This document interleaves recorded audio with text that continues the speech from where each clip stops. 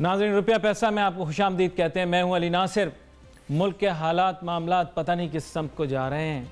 मैं ख़ुद परेशान हूं कि माशी हालात का जब देखा जाए, जायज़ा लिया जाए, तो कुछ बंदा जो है वो क्लूलेस रहता है हमारे यहाँ। मसला ये है कि इज़्ज़त और ज़िल्लत मेरे रब के हाथ में है, जिसको दे। और बात यह है कि हमारे वज़रा ख़ज़ाना जो होते हैं उनकी इतनी इज़्ज़त रही है माजी में, और समझ तो आप गए होंगे। मेरे ख़्याल जितनी इज़्ज़त जो है वो इसहाक डार साहब ने कमाई, मेरे ख़्याल उससे कहीं ज़्यादा इज़्ज़त जो है वो अब असद उमर साहब कमाने निकले।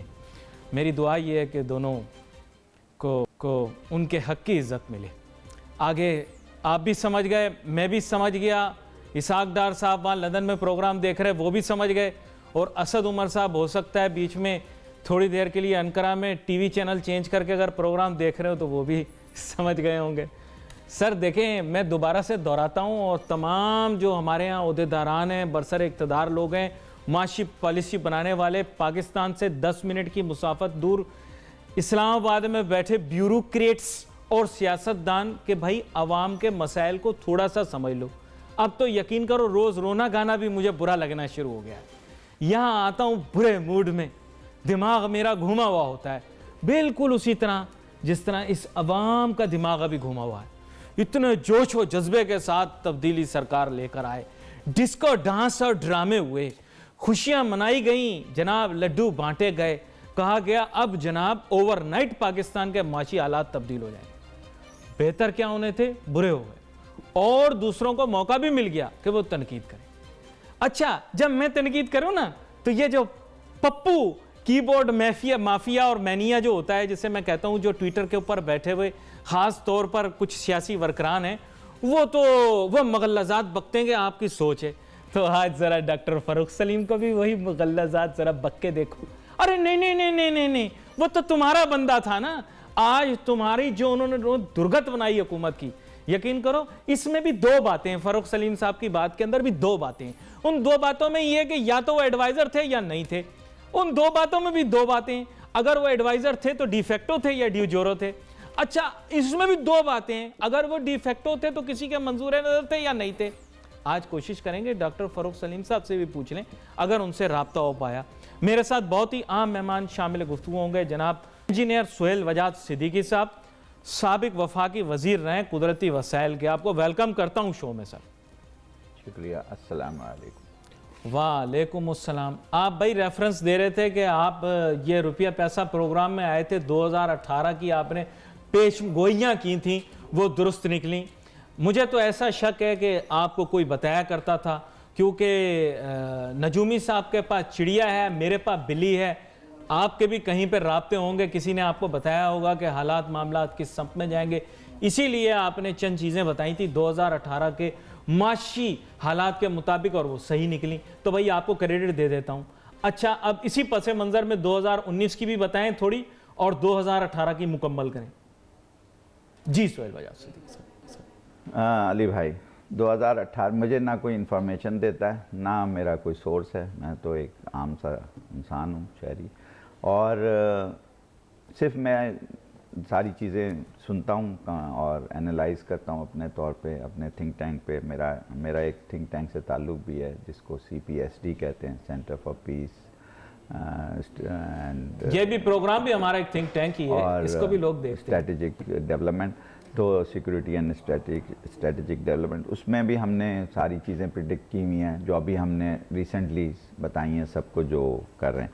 जहाँ तक आपका ताल्लुक़ है इस बात का कि मैंने 2018 में जो बातें कही थी, वो मैंने हालात और को देखते हुए की थी कि उस वक्त सिस्टम फेल हो रहा था, और सिस्टम जब फेल होता है तो फिर किसी को तो ठीक करना होता है। इसलिए मैंने ये दो बातें की थी कि भाई अब सिस्टम, अच्छा इस सिस्टम में मैंने उस वक्त ये भी कहा था 2018 जनवरी, 1 जनवरी को इत्तफाक से वो प्रोग्राम था, उसमें मैंने ये कहा था कि इस सिस्टम में डिलीवर करना किसी भी इंसान के लिए बड़ा मुश्किल है, क्योंकि सिस्टम में इतना पैचेस लग चुके हैं कि सिस्टम में जब आप जाते हैं तो कहीं ना कहीं आपको एक ऐसा ब्लॉक नज़र आता है जिस पे आप डिलीवरी नहीं कर सकते। तो इसमें कुछ चीज़ें हमें पहले ये करनी पड़ेंगी कि सिस्टम को स्ट्रीमलाइन करना पड़ेगा, ताकि प्रोसेस ऐसा हो जाए जिससे हम गुज़र के अपनी इकोनॉमी, अपनी बिजली, अपना पानी, अपना ह्यूमन रिसोर्स, अपनी एजुकेशन, अपना हेल्थ, अपनी इंसाफ, अपना इंफ्रास्ट्रक्चर डेवलपमेंट, अपना डेट सर्विसिंग,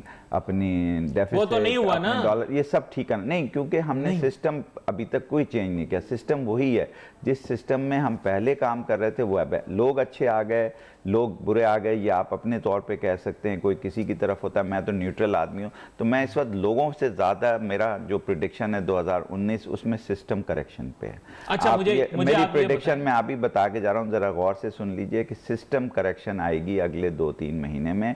अगर सिस्टम करेक्शन नहीं आई, ये मैं आपको बिल्कुल क्लियरली बता रहा हूँ, तो फिर डिलीवरी जो है, जो एक्सपेक्ट कर रही है हम लोग, वो नहीं आ पाएगी। उसमें चाहे मैं हूँ, चाहे आप हों, चाहे कोई भी हो, हम क्रिटिसाइज़ करना बड़ा आसान होता है, लेकिन जब तक आप मुझे सिस्टम नहीं देंगे, प्रोसेस नहीं देंगे, वो उसको करेक्शन करना बड़ा मुश्किल। इसलिए पहली प्रायोरिटी हमारी ये होनी चाहिए कि हम सिस्टम को करेक्ट कर लें, प्रोसेसेस को करेक्ट कर लें, और अपने ह्यूमन रिसोर्स जो है, जिसको जो सबसे इंपॉर्टेंट होता है किसी भी डिलीवरी के लिए, उसको in line with process and system कर लें। अच्छा सुहेल बजाज सिद्दीकी साहब, आज मैं फिर थोड़ा चुपता हुआ सवाल आपसे पूछूंगा, और मेरे ख्याल सिर्फ आप ही को बुरा नहीं लगेगा, ये हमारे सारे नाजरीन को भी बुरा लगेगा, और बरसरे इक़्तिदार जो लोग हैं उनको भी बुरा लगेगा। बात यह है कि जो आपके पास है उसी में से आप लोगों का इंतखाब करोगे ना। आपके पास है कोई नहीं, और आप बेवजह कहते हैं कि हमारे पास ह्यूमन रिसोर्स की कोई कमी नहीं है, हमारे पास नेचुरल रिसोर्स की कोई कमी नहीं है। और बुरा मुझे ये लगता है कि पाक स्टडीज़ की बुक ने जो ब्रेन वॉशिंग की है, मेरे ख्याल आपने भी वही पढ़ी पाक स्टडीज़ की बुक, और हमने भी पाक स्टडीज़ की बुक वही पढ़ी जिसमें हमारी ब्रेन वॉशिंग की गई। हमारे पास ना तो जनाबे वाला कुदरती वसाइल हैं, आप वजीर रहे हैं, शायद आपको बुरा लगे, और ना हमारे पास इंसानी वसाइल हैं। साढ़े कोल बंदा ही नहीं, सानू बंदा लभदा ही नहीं। सॉरी टू से सर, मैं आपसे इख्तलाफ करता हूँ, करें बिल्कुल खुल के करता हूँ, और मैं इसकी वजह बताऊँगा, सोल्यूशन बताता हूँ। मैं हमेशा मैं प्रॉब्लम आइडेंटिफाई करने के बाद उसका सोल्यूशन। देखें, एचआर को मौका नहीं मिलता, इसलिए जो सही एचआर है वो इस प्रोसेस में नहीं आएगी, इस सिस्टम में नहीं आएगी, वो डर जाती है। असद उमर को लेकर है, इतना बेहतरीन बंदा है, इतना बेहतरीन एचआर का बंदा है, प्रोसेस नहीं मिल रहा ना उसे प्रोसेस मिल रहा है, ना सिस्टम मिल रहा है। आप लेजिस्लेशन भी नहीं कर सकते, आप कोई चीज़ चला भी नहीं सकते, कैसे ठीक करेंगे मुझे ये बताइए। तो मेरा अपना मशवरा है कि पहले हुकूमत को अपना प्रोसेस और सिस्टम को सही कर लेना चाहिए, जो कि 10-15 दिन में हो सकता है। पर्सन नहीं प्रोसेस। प्रोसेस मैं इसलिए बात कर, पर्सन फिर आएंगे, आप देखिएगा, फिर पर्सन जो भी आएगा, असद उमर साहब हो, मैं हूँ, आप हो, कोई भी हो, वो सारे लोग डिलीवर कर पाएंगे। लेकिन अगर सिस्टम करेक्शन नहीं हुई, तो मैं बार बार कह रहा हूँ कि ये सिस्टम से आप डिलीवरी ले ही नहीं सकते, इसमें फॉल्ट आ गया। अब इस सिस्टम को आपको सोचना पड़ेगा कि किस तरफ ले जाना। इस पर भले थिंक टैंक बनाएं 10 दिन के लिए, 7 दिन के लिए, और कमरा बंद करके सोचें, और उस वक्त निकलें जब आपके पास इसका सोल्यूशन आ जाए। पाकिस्तान की जितने भी समझदार लोग हैं उन्हें बिठा के, क्योंकि इस सिस्टम में देखिए नहीं, ऐसे ही होता है दुनिया में।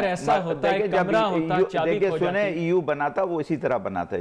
जब उन्होंने तय कर लिया था सारे सरबराहान ने कि आज हम बगैर काम किए नहीं निकलेंगे, तो बन गया था। उनमें आपस में बेतहाशा लड़ाइयाँ, इस तरह दुनिया में हुए हैं बहुत सारे वाक़या। लेकिन जो सबसे इंपॉर्टेंट बात है वो है सिस्टम करेक्शन की। अब देखिए, हम लोग पहले कंफर्ट जोन में चलते रहे, जिसमें हमारा feel safe and in control नज़र आ रहा था। फिर उसके बाद हम चले गए फियर जोन में। आजकल हम फियर जोन में हैं कि find excuses, be effective by other options and this lack of confidence आ जाता है। फिर जब आप फियर जोन, तो पिछले कई सालों से हम फियर जोन में चल रहे हैं। अब फियर जोन से निकलने का एक तरीका है कि आप लर्निंग जोन में जाएं। लर्निंग हमें क्या समझ आई इस सारे अरसे में? लर्निंग हमें ये समझ आई कि हमारा सिस्टम में इतने पैचेस लग गए हैं और प्रॉब्लम आ गई है कि हमारी असेंबली नहीं चल पा रही। वहाँ सब एक दूसरे को गालियाँ दे रहे होते हैं, सेनेट में भी, असेंबली में भी। वहाँ लेजिस्लेशन नहीं हो सकती, किसी के पास इतनी अक्सरियत नहीं है, और हर चीज़ प्रेसिडेंशियल ऑर्डिनेंस के तहत नहीं हो सकती, उसे भी 3 महीने के बाद एक्सटेंड करना पड़ता है या अप्रूव कराना पड़ता है। तो इस तमाम इतने कॉम्प्लिकेटेड सिस्टम में फिर जुडिशरी को इन्वॉल्व करना पड़ता है, फिर आपको और इदारों को इन्वॉल्व करना पड़ता है, तो जिसकी वजह से हर प्रोसेस में आप कोई नेक नियति से भी काम करना चाहें तो वो गलत हो जाता है और आप फंस जाते हैं। क्योंकि अपोजिशन का काम है कि आपके ऊपर तनकीद करे, और हुकूमत का काम है कि उस तनकीद को बर्दाश्त करके उसके तहत सारी चीज़ों को करेक्ट करे ताकि वो ये बता सकें कि हमने ये ठीक कर दिया है। अच्छा, डैम इसी बने, तरह सॉरी से सॉरी नहीं, आप लर्निंग जोन में इंटरप्ट करना देखिए, ना। लर्निंग जोन में थोड़ा सा आप समझ लें कि लर्निंग जोन में आपने आपने तदरीस का अमल शुरू कर दिया किसी तो और दिन। तदरीस ही करनी मैं पड़ेगी, और आपका क्या? स्टूडेंट बन जाऊंगा, आपसे किसी और दिन पढ़ लूंगा। एक छोटी सी अच्छा, और बात जब- सुनिए ना। अच्छा सुन तो ले मेरी बात, मैं भी लर्निंग जोन के अंदर हूं, आपसे कुछ लर्न करना चाह रहा हूं। मुझे ये बताएं, सर्कुलर डेट के मुतालिक भी कुछ बात करके गए थे पिछली दफा, इस दफा भी सर्कुलर डेट बढ़ती जा रही है, बढ़ती जा रही है। है कि जब तक आप कीमत बढ़ाते रहेंगे बिजली की और गैस की कीमत बढ़ा, मैंने तो कहा था गैस का भी सर्कुलर डेट होगा, वो हो गया 2018 जनवरी में कहा था, अब सब कह रहे हैं। अच्छा, और साथ ही मैं आपको बता रहा हूँ जितनी बिजली की कीमत गैस की कीमत बढ़ाएंगे उतना सर्कुलर डेट बढ़ेगा, क्योंकि चोरी और यूएफजी कम नहीं हो रही। मैं इस पर आपसे बात करूंगा, मुझे एक छोटी सी ब्रेक लेनी है। ब्रेक के बाद जब वापस आएंगे तो अपनी गुफ्तगू जारी रखेंगे। Let's take a short break.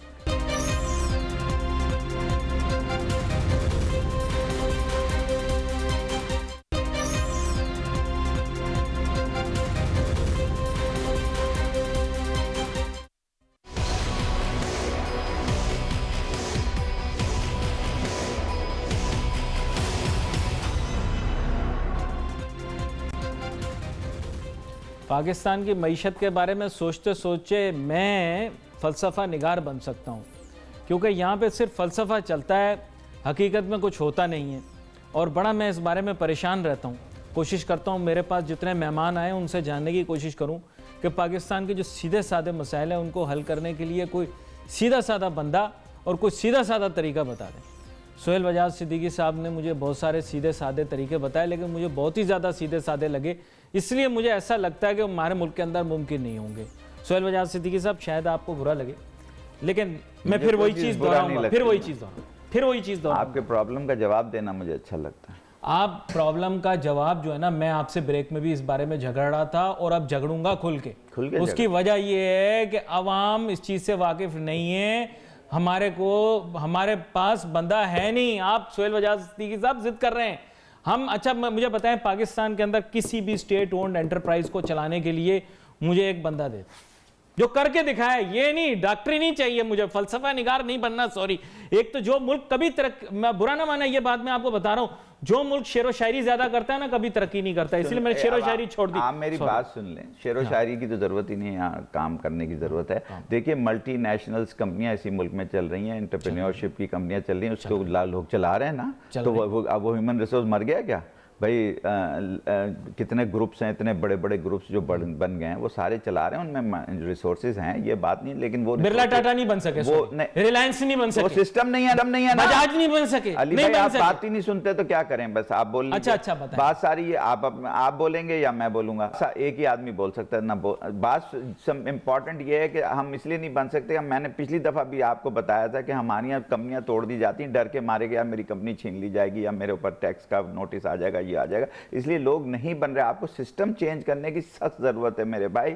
System change नहीं किया तो कुछ भी नहीं होगा। इस सिस्टम में 3 आदमियों को पहले 10 दिन बैठ के सही कर लेना चाहिए। इसमें 3 इंपॉर्टेंट ओहदे हैं, एक चीफ ऑफ आर्मी स्टाफ का ओहदा है, एक चीफ जस्टिस का ओहदा है, एक प्राइम मिनिस्टर का ओहदा है। ये 3 लोग एक कमरे में बैठे हैं, मैं सोल्यूशन दे रहा हूं प्रॉब्लम का, और सिस्टम को देखें कि कहां कहां सिस्टम में हर्डल्स हैं, उन हर्डल्स को, इनके पास सारी इंफॉर्मेशन है। इन 3 जब एक जगह बैठ जाएंगे तो पाकिस्तान बिल्कुल ट्रांसपेरेंट इनके सामने होगा, और जब इनके पास सामने ट्रांसपेरेंट होगा, इन्हें पता होगा कहाँ ह्यूमन रिसोर्स है, कहाँ प्रॉब्लम है एनर्जी में, और ये सारी चीज़ें लोग फीड कर चुके हैं from different think tanks and from think. ये बात नहीं है कि इंफॉर्मेशन नहीं है, तो सब सेम पेज पर, और सब तीनों एक जगह बैठे हैं, प्राइम मिनिस्टर साहब इमरान खान साहब, चीफ जस्टिस साहब बैठे हैं, और चीफ ऑफ आर्मी स्टाफ जो भी हो, और ये तीनों पहले 5-7 दिन गुजारें बगैर कुछ किए हुए, एक अपने आपस में जो रूटीन का काम है वो अपना करें, लेकिन साथ में एक्स्ट्रा टाइम लगा के 8-10 घंटे रोज के, और एक सिस्टम में देखेंगे कहां सिस्टम में खराबी है, लोग क्यों डर रहे हैं,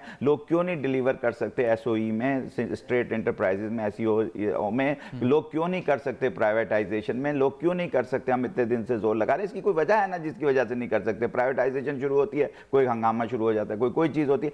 इस चीज को आपने बैठ के 3 जो इस मुल्क की पावर कॉरिडोर है, साथ में मीडिया के लोग भी बिठाएं, ताकि वो जो चौथा पिलर है, जो को तो सुन लें सर, आप मेरी पूरी बात अगर सुनने देंगे तो काम मैं आपको सोल्यूशन दे सकूंगा। ये 3 के बाद एक मीडिया से टीम लेके उनको ब्रीफ कर दें। जब ब्रीफ कर देंगे तो मीडिया भी ऑन बोर्ड आ जाएगी, क्योंकि देखिए खुद हम लोगों ने तस्लीम किया है कि मीडिया अब हमारी मुल्क का चौथा बड़ा पिलर है। तो 3 पिलर मैंने बताए, वो डिसीजन मेकर्स हैं, उनके पास इंफॉर्मेशन, मीडिया तो इंफॉर्मेशन इधर उधर से गैदर करती है ना, उसके ऊपर एनालिसिस करती है। तो अगर हम उनको सही इंफॉर्मेशन दे दें तो मीडिया सही बातें करना शुरू कर देगी, क्योंकि वो अपने तौर पे जब इंफॉर्मेशन लेती है उसको अब अजीब तरीके से पेश कर देती है। अगर मैं खुद ही आपको इंफॉर्मेशन दे दूं तो आप इतने प्यार से पेश करेंगे। अगर हम प्यार से पूछेंगे सर ये बता दें, अगला जवाब बोलेगा मैं किसी के बाप का नौकर नहीं हूं। देखिए मैं किसी का ये कोई जवाब होता है? मैं तुम्हारा जवाब नहीं दूंगा, मैं माइक उठा के यहाँ रख दूंगा, तुम ज़ईफ हो, वरना यूं। नहीं देखिए अली भाई, ये क्रिटिसिज्म तो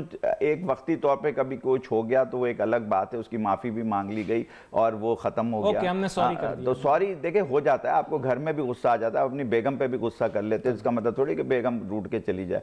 भाई वो भी माफी मांग लेती, आप भी माफी मांग लेते, घर में बच्चों से लड़ाई हो जाती, कोई ऐसी बात नहीं है। तो सब सही बात किया। तो ये बात तो नहीं है, जब खानदान एक होगा, जब मीडिया को हम अपना समझेंगे तो हम मीडिया से लड़ेंगे भी और मीडिया भी हमसे लड़ेगी। हाँ हमसे लड़ेगी तो माफी मांग लेंगे। यार गलती हो गई तो हम बड़े भाई से माफी नहीं मांगते, आपसे गलती हो जाती है आप अम्मा से माफी नहीं मांगते। यार ये तो नहीं है आप अपने माँ बाप को माफी दे दी, तो माफी मांगना कोई बुरी बात नहीं है, और माफी मांगना कमजोर आदमी का काम भी नहीं है, हिम्मत वाला ही माफी मांगता है। चले ओके दे दिया। तो माफी देखिए, मैं किसी शख्सियत की तरफदारी या वो नहीं कर रहा, मैं एक जनरल बात कर रहा हूं। मेरा कहने का मकसद है कि इन 4 लोगों को बैठ के, पहले 3 लोगों को बैठ के 5 दिन पॉलिसी नहीं बननी, सिर्फ प्रॉब्लम्स आइडेंटिफाई करके प्रोसेस को ठीक करना है, इमीडिएटली प्रोसेस को ठीक करना।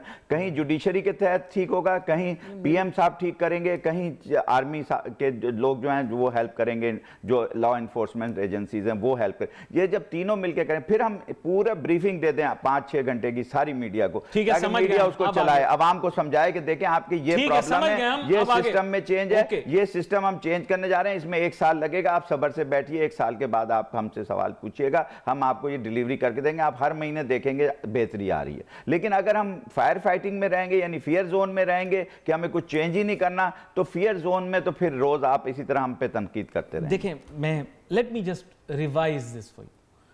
The economic plan and programme of Pakistan Tehreek-e-Insaf relies on anti-corruption, anti-graft, and bringing back money that is outside. This is one ingredient. This is the key component of नहीं। Election जीतने के पीछे, पाकिस्तान के इकोनॉमिक रिवाइवल के पीछे हमें ये लॉलीपॉप दी गई है कि स्विस बैंकों के अंदर पाकिस्तानियों का और बहुत डॉलर पड़े हुए हैं, ये वन इंग्रेडिएंट और हम ऐसे जाकर उनके पास जाएंगे, उनसे बोलेंगे दे दो भाई, ये एक इंग्रेडिएंट है मेरे भाई अली भाई, और हम वैन डैम की फिल्मों की तरह 2 सूटकेसों के अंदर अरबों डॉलर लेके आ जाएंगे। आप क्रिटिसिज्म करते रहो, मैं तुम्हें सिर्फ एक बात सोल्यूशन बता रहा हूं कि ये एक इंग्रेडिएंट है, रेसिपी नहीं है, रेसिपी का एक इंग्रेडिएंट है, जरूर है, ये है एक इंग्रेडिएंट, लेकिन इकोनॉमी जो है ना वो ऑन इट्स ओन नहीं ठीक होती, उसमें एनर्जी को ठीक करना है, चोरी को ठीक करना है, थेफ्ट को ठीक करना है, यूएफजी को ठीक करना है, हमें इसकी कोई एक्सपोर्ट बढ़ाना है, हमने ये इंपोर्ट कम करनी है, इंपोर्ट सब्स्टिट्यूशन करनी है, इंडस्ट्रियल ग्रोथ बढ़ानी है, ये सब मोटी मोटी बातें अब आवाम को तो नहीं समझ आएगी ना, आवाम तो आपकी 30% ही पढ़ी लिखी है ना,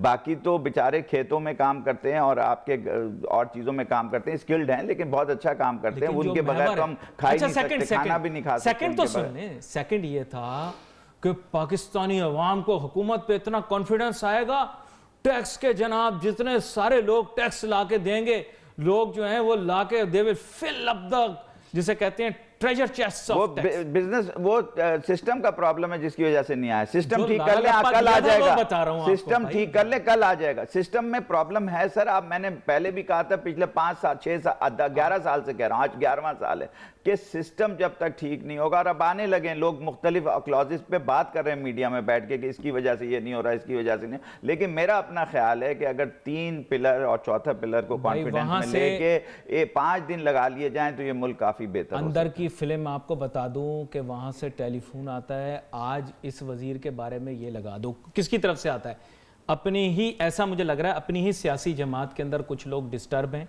जो चाहते ऐसे, ऐसा सुना है मैंने मुबैना तौर पर कि वो सुनी सुनाई बात होगी ना, ये सच सच बता दो तो आप सही सही बात बताएंगे। सुनी सुनाई बात ही करूंगा, जाहिर बात, मैं भी तो यही कह रहा था, मैं शायद मसूद नहीं हूं भाई, एक छोटी सी ब्रेक लूंगा, ब्रेक के बाद वापस मैं आपसे यही कह रहा था कि सुनी सुनाई अगर खुद से दिया जाए तो ठीक। Short break.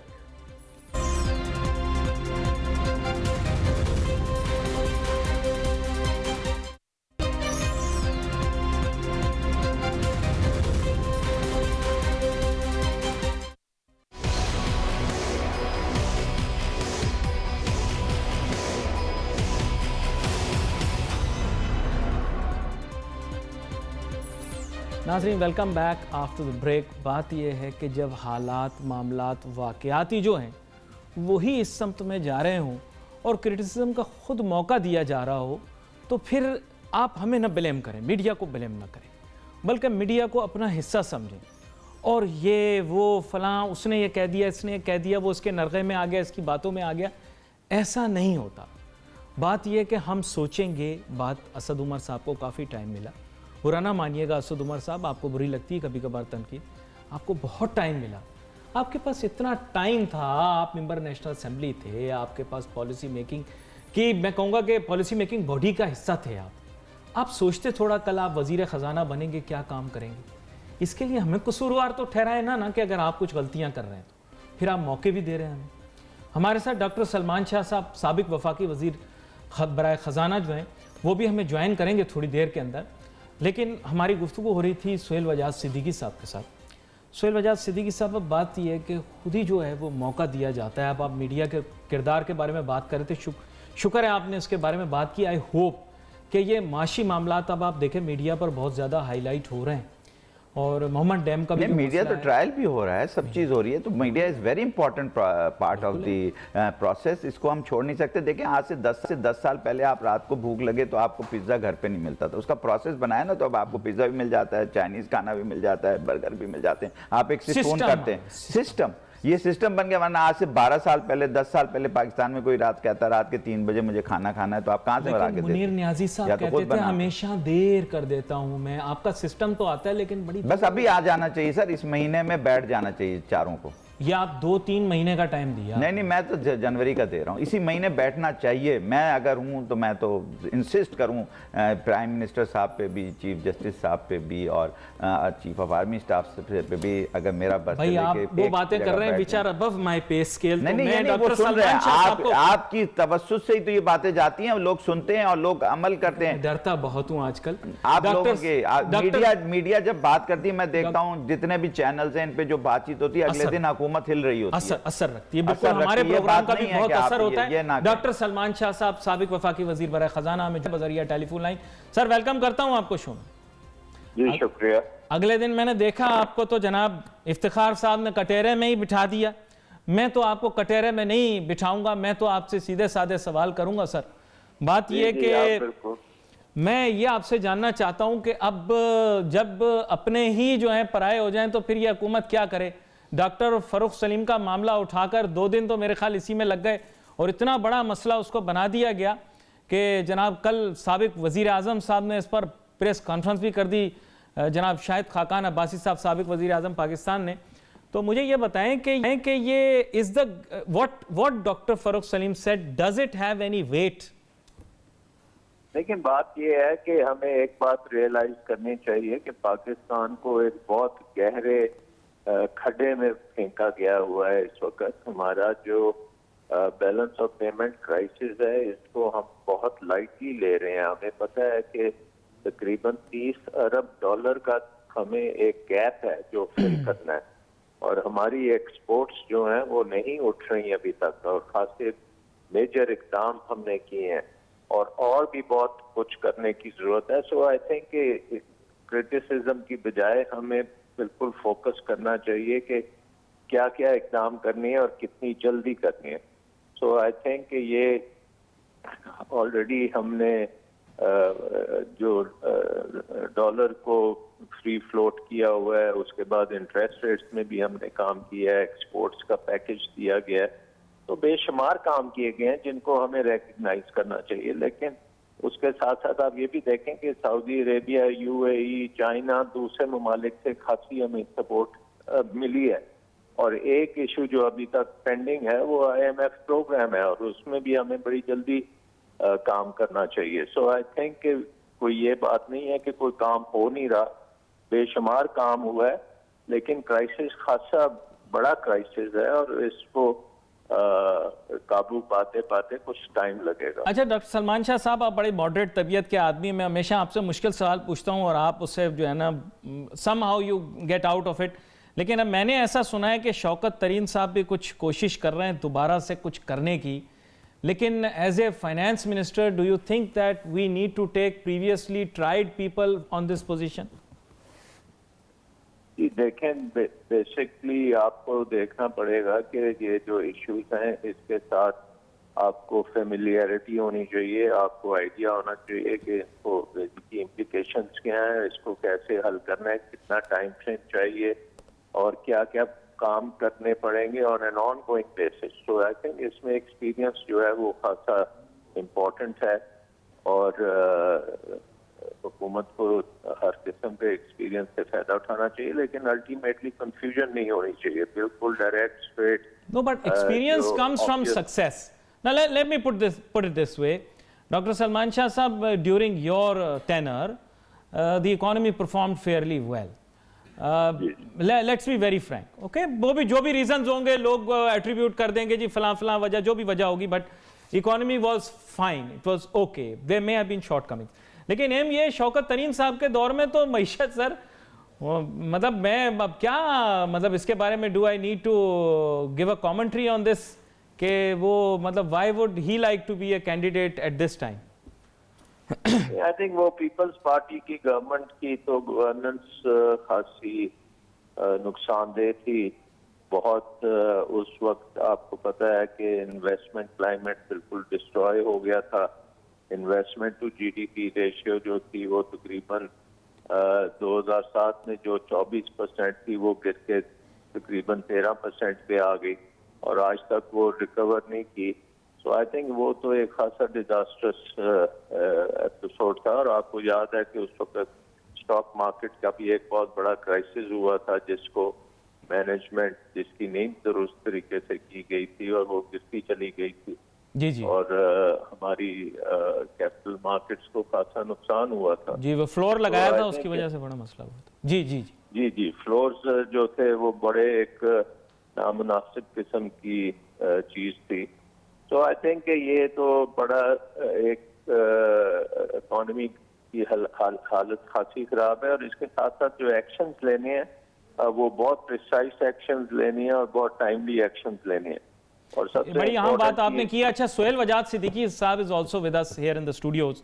मैं इनसे भी एक सवाल पूछना चाह रहा हूँ। बात ये है सोहेल वजाद सिद्दीकी साहब कि अब ये जो गेम हो रही है ना वो ये है कि मैं इसकी जगह बैठ जाऊँ, वो मेरी जगह पे बैठ जाए, मैं उसकी कुर्सी ले लूँ, वो उसकी कुर्सी पे बैठ जाए, मैं उससे बेहतर रहूँगा। यही अभी हो रहा है कि अभी असद उमर को हटा दो, भाई इसको बिठा दो, उसको ले आओ, इसको। तो सिस्टम वाली बात आपकी जो है ना कहीं बीच में ना रह जाए। मैं चाहता हूँ वो भी आप कहें ताकि मैं डॉक्टर सलमान शाह साहब से सिस्टम वाली बात भी करें। डॉक्टर साहब मेरे बड़े अच्छे दोस्त हैं, हम पर्सनली भी एक दूसरे को जानते हैं और उस वक्त भी जानते थे जब वो फाइनेंस मिनिस्टर थे। मैंने उनके साथ बहुत सारी चीज़ें डिस्कस भी की। उनकी जो बातें उन्होंने की हैं बड़ी सही सल्यूशंस की बात की, जो मैं भी यही कर रहा था। मैं दूसरे अल्फाज में कर रहा था, उन्होंने बहुत ही अच्छी तरीके से अपने अल्फाज में उसे बयान कर दिया कि भाई वो भी इसी तरफ तवज्जो दिला रहे हैं कि आपको बैठ के एक सिस्टम में जहाँ जहाँ हर्डल्स हैं उनको दूर करना है, प्रोसेस को दूर करना है। उसमें देखें 4 पिलर हैं इस मुल्क के। एक सुप्रीम कोर्ट है, एक चीफ ऑफ आर्मी का इंस्टीट्यूशन है, एक आपका पीएम का इंस्टीट्यूशन है और एक मीडिया इस वक्त चौथा पिलर हो गया है। तो ये चारों पिलर्स को बैठ के तय करना होगा कि हमारी ऑब्स्टिकल्स क्या हैं। कोई भी काम करता है उस पर मीडिया कभी तनकीद कर देती है, कभी कोई और तनकीद कर देता है, कभी और कोई इंस्टीट्यूशन। तो इसलिए इस प्रोसेस को दुरुस्त करना बहुत ज़रूरी है ताकि डिलीवरी मैकेनिज्म बन सके। और इस वक्त बिल्कुल सलमान भाई ने सही बात कही है कि बहुत जल्दी करना है, सही डायरेक्शन में जाना है और हमने इधर उधर नहीं हिलना। जो हमें पता है कि ये इतना 30 बिलियन का ये है, सर्कुलर डेट यहाँ पे खड़ा हुआ है, डेफिसिट है, इंपोर्ट सब्सटीट्यूशन है, हमने लार्ज स्केल इंडस्ट्री को बढ़ाना है, डॉलर को कंट्रोल करना है, अपनी इकोनॉमी को ऊपर लेके जाना है, रेमिटेंस को अट्रैक्ट करना है, इन्वेस्टमेंट को अट्रैक्ट करना है। इन सब के लिए लॉज एंड लेजिस्लेशन करनी पड़ेगी। अगर हम सबको फियर फैक्टर डालते रहेंगे और ब्यूरोक्रेसी को भी साथ लेके चलना है। मैं भूल गया था 5वां जो हमारा इंपॉर्टेंट है, जिन्होंने डिलीवर, जो कि मैनेजर्स होते हैं, जिन्होंने घेरा हुआ इस वक्त जो मैनेजर्स हैं उन्हें ब्यूरोक्रेसी से फियर निकालना है कि वो ये ना कहें कि जी मैं तो कुछ करता ही नहीं क्योंकि मेरा एक्सप्लेनेशन हो जाता है। तो उसको भी साथ लेके चलना है ब्यूरोक्रेसी को, ताकि डिलीवरी मैकेनिज्म। सिद्दीकी साहब, असल में आप भी मेरी तरह क्रिकेट के बहुत बड़े फ़ैन भी हैं। मैं आपको बताऊं कि इमरान खान साहब का जो ड्रेसिंग रूम का माहौल होता था ना, वही इस वक्त कैबिनेट का भी माहौल है। नहीं ऐसी मैं बात उसकी नहीं। तफसील में नहीं जाना नहीं चाहूंगा। ऐसी बात नहीं है यार, ऐसे ऐसी बात नहीं है। ये हम बाहर बैठ के अच्छा कह माहौल देते हैं, है, क्योंकि मैं हम ये तो नहीं कह रहा कैबिनेट में नहीं बैठे होते, तो इसलिए हमें नहीं पता कि क्या माहौल है। लेकिन मैं ये बात बता रहा हूँ कि देखिए जो चीज़ करनी है वो उन्हें भी पता होगी, वो भी नहीं चाहेंगे कि उनके ऊपर तनकीद हो। कोई आदमी चाहता है हुकूमत में आके, हाँ पिछली 2 हुकूमतों की तो डायरेक्शन डिफरेंट थी ना, लेकिन इनकी डायरेक्शन ये वाली नहीं है। इनकी डायरेक्शन बड़ी सिंपल है कि हम डिलीवरी करें। हाँ, डिलीवरी करने के लिए इनको सिस्टम नहीं मिल रहा। अब सिस्टम सही अगर हो जाए तो डिलीवरी अच्छा, इनको गौर करना चाहिए। डॉक्टर सलमान शाह साहब से इनपुट ले लेते हैं। सलमान शाह साहब डॉक्टर सलमान शाह साहब से इस बताएंगे मौजू कि पर सिस्टम इनपुट में ले क्या लेते हैं। डॉक्टर सलमान शाह साहब, कॉन्स्टेंटली यही डिस्कस हो रहा है कि सिस्टम, इस हुकूमत की नीयत बिल्कुल सही है। अब इस पर आप अपनी राय दें। जी जी बिल्कुल, आई थिंक इनकी नीयत ठीक है। इनकी कोई वेस्टेड इंटरेस्ट मुझे नजर नहीं आता। दे आर वेरी कीन कि ये मसले हल किए जाएं।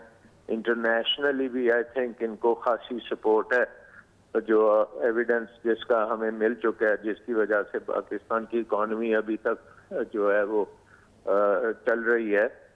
और अभी आप ये देखें कि डोनाल्ड ट्रंप ने जो मैसेज दिया है वो भी एक बिल्कुल यू टर्न है उस पर। बहुत अच्छा मैसेज। और उस पे मैं देख रहा था कि लिंडे ग्रैहम ने कहा है कि पाकिस्तान को हम फ्री ट्रेड एग्रीमेंट देने को तैयार हैं।